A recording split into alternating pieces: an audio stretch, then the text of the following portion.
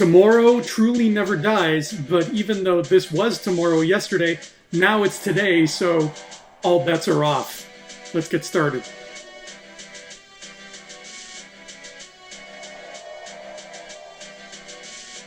Welcome back to the countdown to Bond 25 here on Thumb Together. I'm Andrew Fantasia, and today's film is Tomorrow Never Dies, which came out in December of 1997, the second of Pierce Brosnan's 4 films. And this is the only one of the Brosnan films that I did not see until many years later. I don't know what it was. It just swept right under my radar, and I didn't watch it. I did not watch Tomorrow Never Dies until roughly, I think, the year 2020. It took me 23 years to finally see this film. And does it live up to the negative connotations that it gets? I don't think it does. But let's start from the beginning. First of all, I have to mention what might be the most oddly hilarious location title card I've ever seen in a movie, where James Bond is at a terrorist arms bazaar somewhere near the Russian border, and the title card actually tells us that this is a terrorist arms bazaar on the Russian border. Speaking of terrorists, that's exactly what's going on here. Our villain happens to own a media empire, just like real villains. And his plan is to use trickery and subterfuge to start a war between China and the UK, because war equals news, news equals headlines, headlines equals profits galore for him. The scary thing is, with the hindsight of the year 2021 smothering down upon us right now, this seems like the most realistic villain plot I've ever seen in this whole franchise. In fact, I kind of get the feeling that not only did this guy exist in real life, and not only did he attempt this plan, that I think he won. And that's just sad. Our theme song, Tomorrow Never Dies, is sung by the very sultry and sexy sounding Sheryl Crow. Sheryl Crow's got a voice. I don't know what happened to her. I really don't know what happened to Sheryl Crow. It was the 90s, and then there was the 2000s, and just no more Sheryl Crow after that. But I hope she's doing well. I'll tell you what's not doing well are the CGI microchip ladies who are dancing in these opening credits. This CG has aged terribly. The CG in this opening sequence is like the equivalent of a 25-year-old person who has done a lot of crystal meth, and because of that, they have the smile of an 82-year-old. Please get this off the screen. I also want to mention that back in GoldenEye, the score was composed by a guy named Eric Serra, and now it's composed by someone named David Arnold. And I gotta say, you can really feel the difference between Eric Serra and David Arnold. GoldenEye did not have good music, like, at all. The score was pretty wretched. It was this weird techno thing. I don't know what they were going for. I don't know what it sounded like. But it did not sound like James Bond. It sounded like a John Woo movie, but like a made-for-TV John Woo movie. I really didn't like it.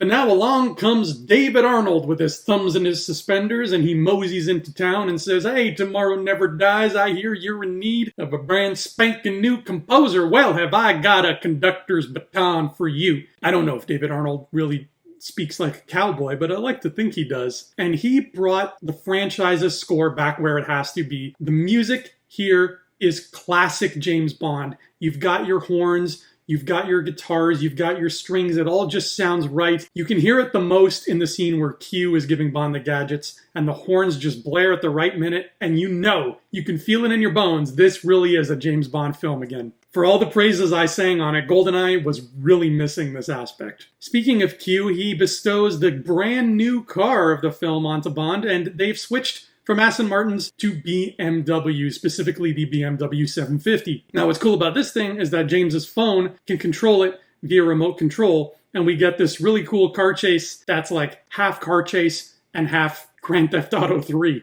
His phone also has a taser in it. Remember, this is 1997. Cell phones were brand new. The world was abuzz because the Cantel Amigo flip phone was taking us all by storm. And we were like, wow, a phone that does this. So once again, the franchise is saying, ooh, that's hot.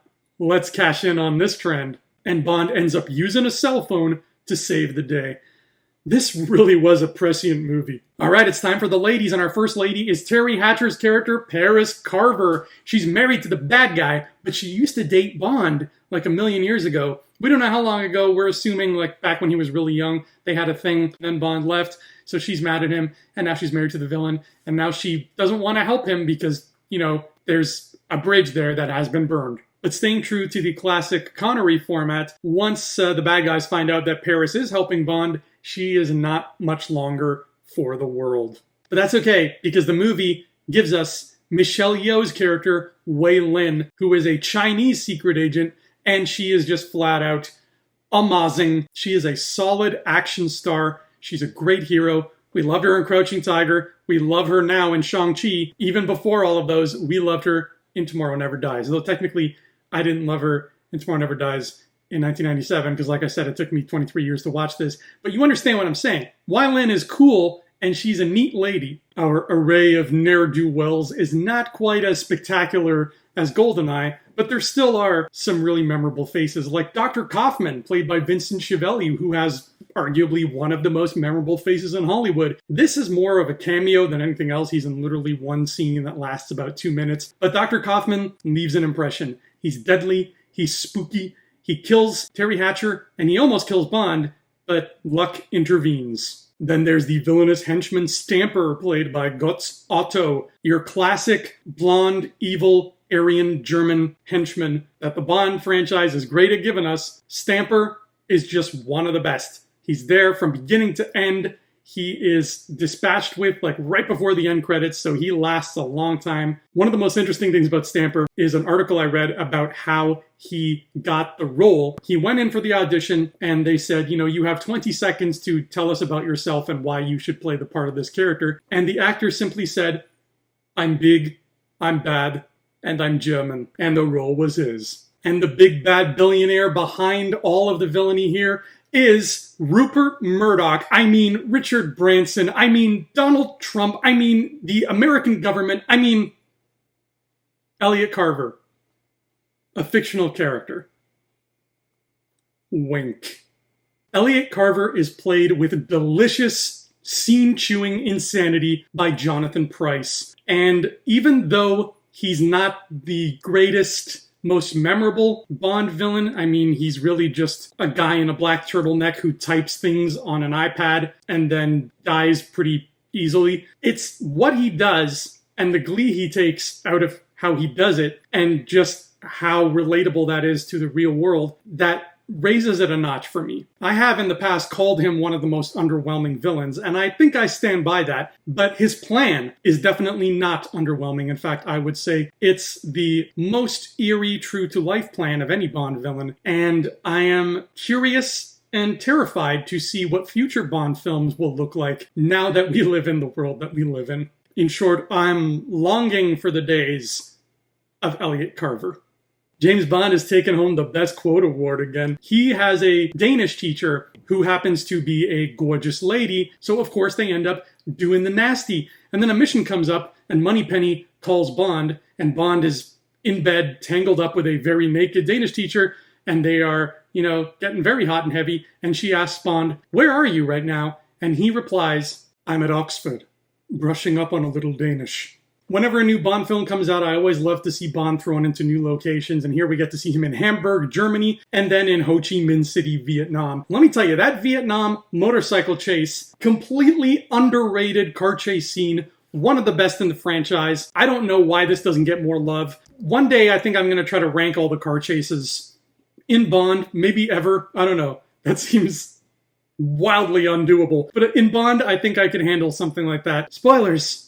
This motorcycle chase is going to be near the top. I love this. Bond and Wei Lin are handcuffed to each other for the whole chase. I mean, come on. That's brilliant. Every great action scene adds unforeseen elements to give it depth and give it layers. This is beautiful. It's the best part of the movie, hands down. We need more chases like this. Joe Don Baker is back again as Jack Wade. It really feels like they're trying to make Jack Wade the new Felix Leiter, and they failed because after this, we never see Jack Wade again. I can't say I'll miss him. I did miss Felix, though, so when he turns up later in Casino Royale, this guy is happy as a clam. So to answer the question I posed earlier, no, I don't think Tomorrow Never Dies deserves all of the backlash it gets. People call it a bad Bond film. I wouldn't call it that at all. I would call it a middle-of-the-road, solid Bond film with just an unmemorable villain and, group of characters. It really falls flat in some places, sure, but it's still a lot of fun. Though I will admit, director Roger Spottiswoode uses a lot of dissolves, and this is just a personal thing, but I think dissolves are the worst way to transition from scene to scene. They are just uninspired, they're dull, they're slow, they don't